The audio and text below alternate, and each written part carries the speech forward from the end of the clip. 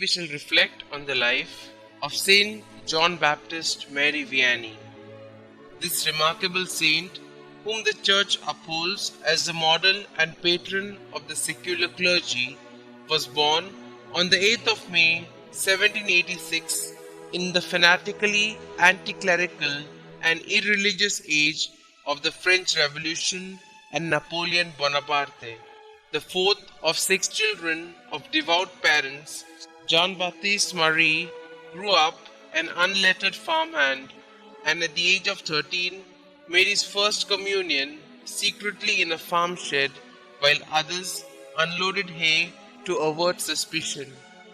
Due to lack of primary education, he encountered great difficulties in his studies for the priesthood, and only his sterling character and spiritual depth, backed by the special intercession of his pastor, finally procured for him his ordination in 1815.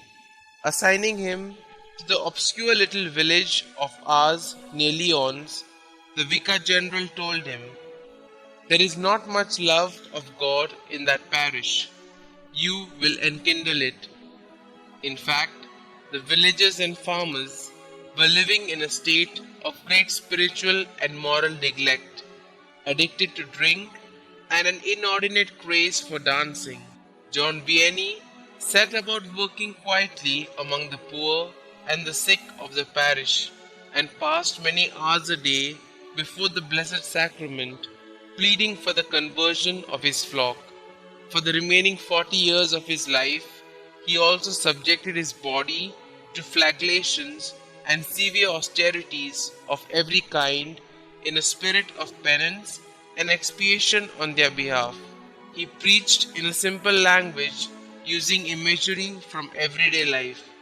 For the most destitute girls, he opened an orphanage, La Providence, which was later turned into a school and widely copied all over France.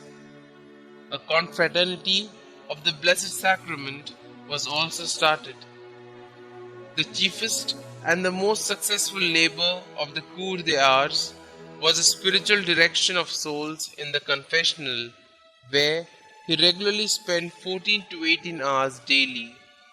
He soon became known for his ability to read men's hearts, had supernatural knowledge of unconfessed sins and of things to come, and for his prayers that miraculously healed the sick.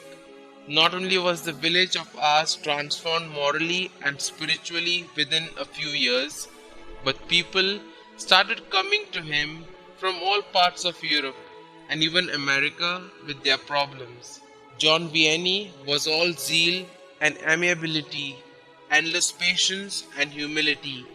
Yet, humanly speaking, the scant food and sleep he permitted himself all through the 40 years of his ministry was entirely insufficient to sustain life.